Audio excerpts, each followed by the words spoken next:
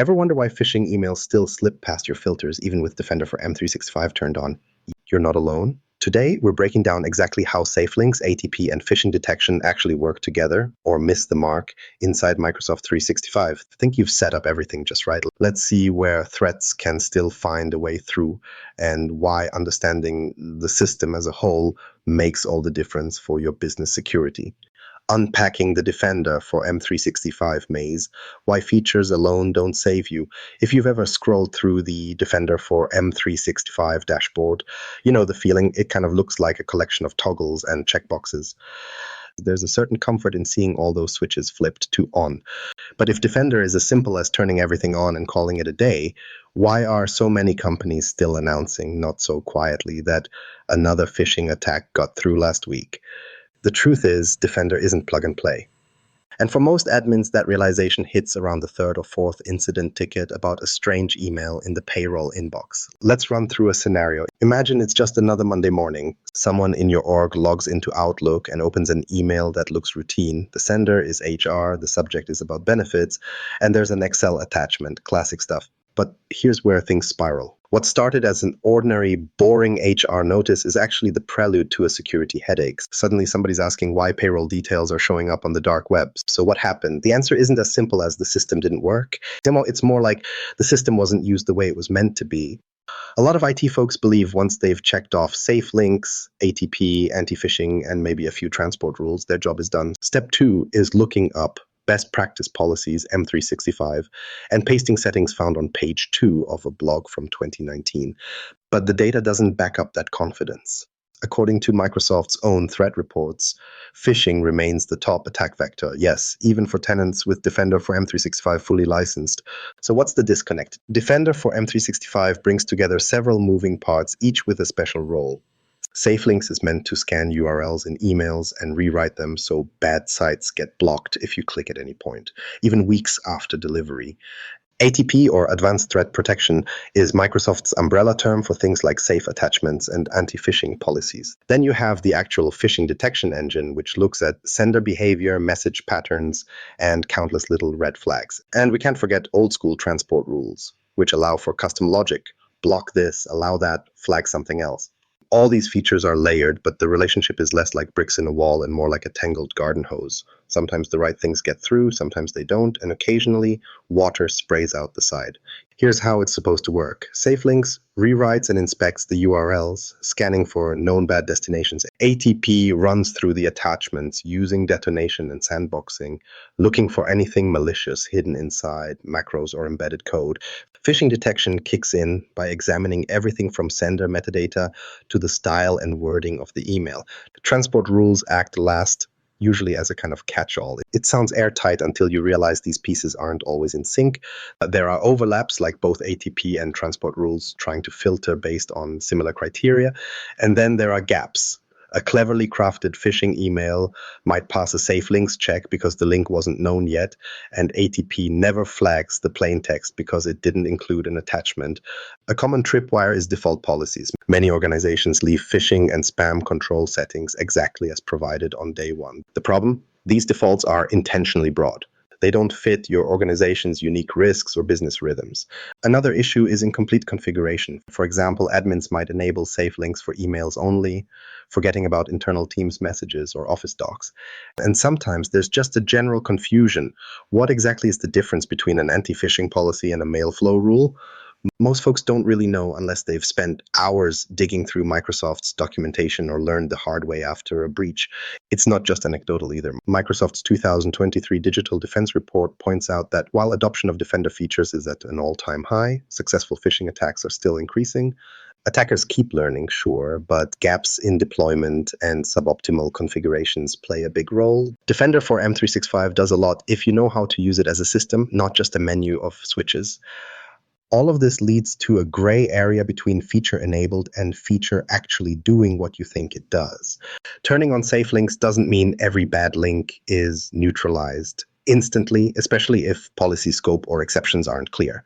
ATP can flag files, but if thresholds are wrong or notification settings are missing, users might never know something suspicious was caught. Phishing detection's machine learning is powerful, but it only adapts to the signals it's given. And if your transport rules contradict your defender policies, chaos isn't far behind. So, what really happens to that suspicious HR email as it glides from inbox to quarantine, or worse, straight through to the user? The secret isn't just switching features on. It's understanding the job of each piece, diagnosing the friction points, and building muscle memory for where things typically break. This is where a lot of organizations discover the cracks in their setup, usually by learning the hard way during an incident review. Imagine following that HR email on its journey, a real-world tour of Defender's decision points. This is where things get interesting, seeing exactly how a message can be caught, delayed, or missed entirely at each checkpoint. Let's trace that path next and see where the system can either win or lose the fight for your inbox. Inside the pipeline, how threats move and sometimes slip through Defender, let's put ourselves in the inbox of someone at your company. Maybe it's payroll, maybe it's the CEO. Early in the week, a message shows up. The subject is pretty harmless, the sender looks legitimate, and there's even a link that promises more details. Now, everyone expects that a security platform as modern as Defender for M365 will step in and intercept anything risky. But what's actually happening inside the machine as that email makes its way to your user? Right after it lands on your tenant, Defender does its first sweep. SafeLinks jumps in and rewrites every URL it can find. The goal here is to make sure that if someone clicks a link later, Defender can check it again in real time, almost like a bouncer checking IDs at the door, even after the party has started. On paper, this has real value. If an attacker tries to send a link that seems safe at first but becomes malicious hours later, SafeLinks steps between the user and disaster. But here's the catch. This rewriting isn't perfect. Some users will complain when a perfectly legitimate link suddenly looks unfamiliar, or worse, doesn't work at all. I've seen cases where SafeLinks mangled an internal survey link and set off a mini fire drill in HR. After URL processing, ATP gets its turn. Advanced threat protection focuses on attachments and embedded files. It's not just scanning for known signatures, it tosses those files in a sandbox, runs the code, and looks for any sketchy behavior. That all sounds impressive until you realize ATP still has to balance speed and accuracy. In many organizations, admins tweak ATP policies to avoid delays. No one wants a user waiting 15 minutes for a sales proposal to show up. But if the detonation window is too short, or if behavioral signals are too broad, you end up missing the more subtle threats. Sometimes ATP's machine learning flags a document your secure gateway let slide through. I remember a case where a vendor sent a quarterly report, and ATP flagged it for potential malware while the legacy gateway didn't even blink. It turned out the attachment was legitimate, but the sender's mail server had a bad rep, and the doc contained some formulas similar to what's seen in attack payloads. Next comes phishing detection, arguably the trickiest part of the whole journey. Defender's anti-phishing tool doesn't just chase after known bad senders or look for common attack subject lines. It looks at the sender's real-world habits. Has this person emailed your team before? Is the language, HTML structure, or even spacing off compared to past messages? It keeps an eye out for spoofed display names, small variations in domain names, or emails sent from unexpected locations and devices. The machine learning under the hood adapts to your organization, which is powerful when it works, but messy when it doesn't. Sometimes a field rep on the road gets their perfectly normal expense report email snatched by Defender and dropped straight into quarantine, all because the system wasn't used to payroll files coming in from a VPN connection out of Italy. You get that classic support ticket, why did my boss's email get blocked? Then there are transport rules. Honestly, an area where lots of admins lose sleep. Unlike Defender policies that are more about risk signals and automated scanning, transport rules act like manual filters. For example, you might have a transport rule that blocks all emails with certain words in the subject or denies auto-forwarding outside the organization. The tricky bit, these rules work independently of Defender's threat detection. If a custom rule says to let everything from a whitelisted partner bypass spam filtering, you might have just gapped your own security model. Conversely, you might accidentally double block messages, leaving users waiting hours for something that got caught in a redundant filter. It's not uncommon for a message to slip through because of these checkpoints passing the buck. SafeLinks decides the URLs look okay, ATP sees nothing obviously malicious in the attachments, and phishing detection doesn't see enough signals to hit the brakes, or you wind up with overlaps. Say both a transport rule and a defender policy try to take action simultaneously and cause a kind of logic deadlock, resulting in weird delays or misrouted notifications. The pipeline is layered, but in practice, it's more of an assembly line where each station has its own focus. And that means there are seams threads can slide through. Microsoft's own research confirms this, showing that Defender's machine learning models often reflect an organization's habits, and sometimes that model backfires. In March 2023, a consulting firm saw their purchase orders from a trusted supplier quarantined out of nowhere. The reason? The supplier had shifted to a new DocuSign template unfamiliar to Defender's personalized model, triggering a false positive write as quarter-end paperwork was due. The financial team lost hours chasing lost mail, all while the phishing detection logs insisted it was keeping the business safe.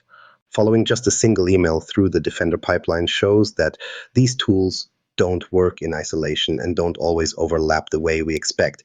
Each feature specializes in part of the problem, but blind spots linger at every transition. So when the system stumbles, what's usually to blame?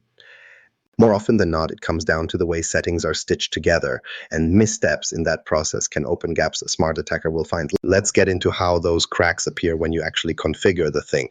The configuration trap, where good intentions break your security. If you've put serious hours into rolling out Defender for M365, you know the checklist feeling. Every option has been reviewed. Policies are in place. You've toggled safe links, tweaked ATP, even added some hand-cut transport rules for good measure. But then you hear from the CFO, her invoices aren't arriving. Or worse, someone in marketing just clicked the link and handed over credentials to a surprisingly authentic phishing page. The system is set up, but in the real world, users are either missing important email or accidentally letting bad stuff in. So what's breaking down? Let's talk about the typical rollout. Most admins start where everyone does, the Microsoft documentation and a handful of blog posts.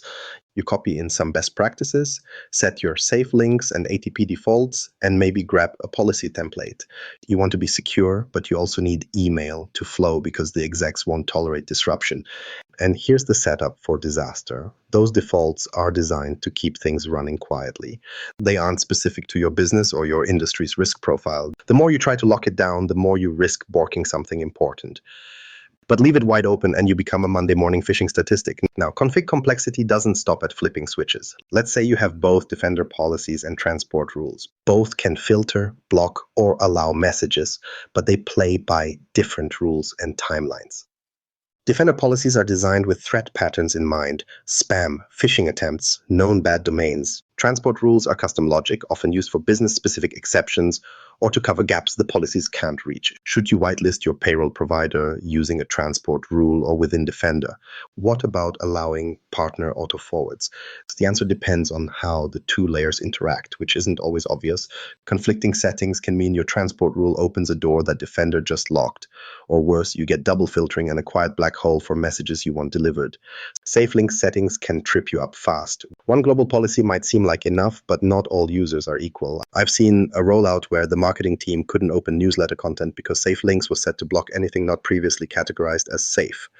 Suddenly, campaign links and survey feedback forms just stopped working. Marketing thought IT had broken the internet. IT thought they were protecting the company from click-happy users. In reality, safe links needed finer tuning, but nobody realized until several campaigns tanked and the support tickets piled up. ATP can cause its own headaches with misconfiguration. Here's a classic. An admin enables ATP safe attachments but sets it to monitor without enforcement. That means files get scanned but aren't blocked on detection. Alerts go out, but no one takes action.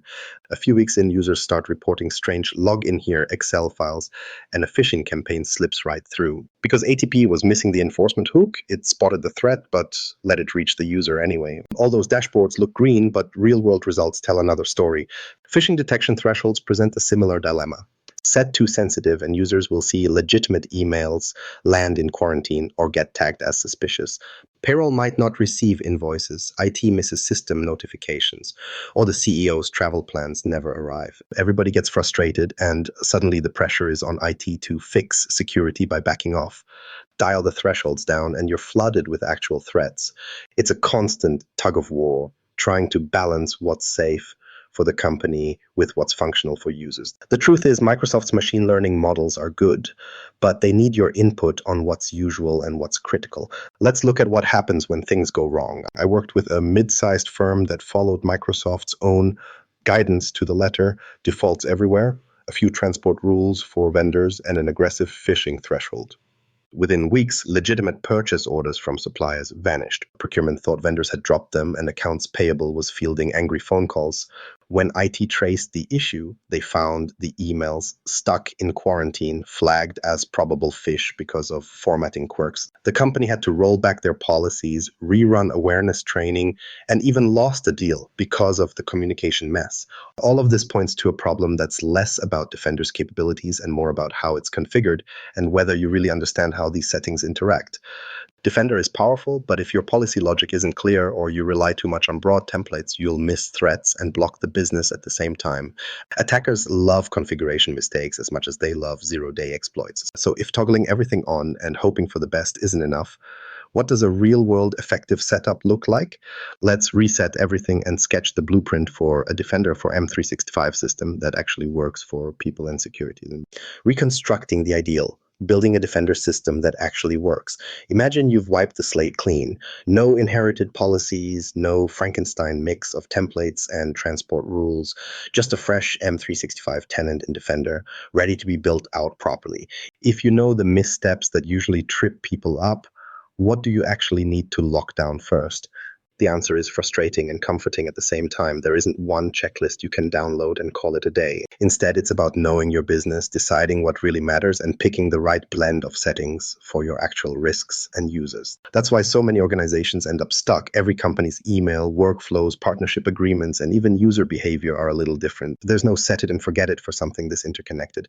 Let's start with what actually makes a difference. Clear layered policies in Defender. SafeLinks is your gatekeeper for URLs, and it's more than just a blunt instrument to rewrite links. You have to actively map out who needs tighter controls. For example, finance and executives get stricter rules, while internal communication or marketing needs a slightly looser policy, or at least a feedback mechanism for link blocks that cause problems. ATP should look beyond just on or off. Enable dynamic delivery so users can see non-malicious parts of their messages while attachments run through sandboxing. Combine this with alert thresholds that match the pace and volume of your real mail traffic. Don't just take the recommended values and hope for the best. And phishing detection isn't a background process you can ignore. Tune impersonation thresholds for individuals who are actual likely targets in your HR and finance teams. Monitor what's being flagged and revise allow or block lists as attackers change their approach. Defender's machine learning plays a double role here. Out of the box, it's set to learn your typical traffic patterns, language, attachment types, and sender relationships, but it's only as sharp as the signals you choose to reinforce. If you're getting flooded with false positives because payroll invoices all land in quarantine, start with feedback. Release legit messages, mark as safe, and retrain the system so it doesn't keep making the same mistake. But you should also watch for the flip side, becoming too lenient just because a threat looks like routine business traffic. Regularly review the security center's false positive and false negative reports. This isn't busy work, it's the difference between being protected next week and getting burned by a variant of an old attack. Troubleshooting in the real world means actually living in Defender's reports. If an important client's email is blocked, don't just allow list the address and move on. Dig into why it was flagged. Was it their domain? An unusual attachment? Maybe their sender reputation tanked last week because of a misconfigured outbound server. Take advantage of Defender's message trace and threat explorer to walk back through the email's journey, see which protection tripped, and learn what pattern the system caught that you missed. On the other hand, if a phishing simulation lands and sneaks past all controls, invest the time to understand which layer missed it and update the logic. Don't just blame it on a one-off and move on. Automation can be a lifesaver or a fire starter in this context. Setting up automated responses for known bad attachments and high confidence phish makes sense, especially in big orgs where you don't want SOC analysts manually poking through every flagged email. But consider the risk. A new workflow that deletes all messages with a certain signature can accidentally remove legitimate business-critical documents, especially during busy periods or when vendors change providers. Always run automations in monitoring mode first, check their impact, and throw in regular human review, even if it's just a quick glance at what got actioned last week. If there's an overlooked piece, it's the routine review cycle. Defender is not install and relax. The threat landscape moves fast, and attackers watch for organizations that set up policies once and never come back. Spend time every week checking quarantine logs, seeing which users are angrily forwarding blocked mail notices, and working with business units who keep running into roadblocks. Scheduled reviews of your configuration aren't just a compliance task. They're when you catch a marketing campaign blocked by a new safe links policy or spot the early signs that an attacker has started to test your boundaries. What usually separates the organizations that get stung from those that stay safe isn't just better technology, it's building Defender into the daily rhythm. The best setups are well tuned, regularly adjusted, and based on collaboration between IT security and regular users who know what normal looks like. That's where Defender for M365 actually steps up, not as a collection of features, but as a living system that grows with the threats and keeps your business moving at the same time. So if you're serious about staying a step ahead, it's not the tools themselves, but how you keep using them that matters when new threats emerge. If you've ever looked at your email security dashboard and wondered if those policies are actually holding up, you're not alone. The reality is, security with Defender for M365 doesn't stand still. Attackers change their tactics, the business adds new mail flows, and what worked last quarter might not be cutting it next week. For real protection, you have to know how every piece connects, and it takes steady tuning, not a one-time setup. If hearing about buried features and real-world gaps gets you thinking differently about your own setup, hit subscribe for more Microsoft 365 deep dives and honest troubleshooting.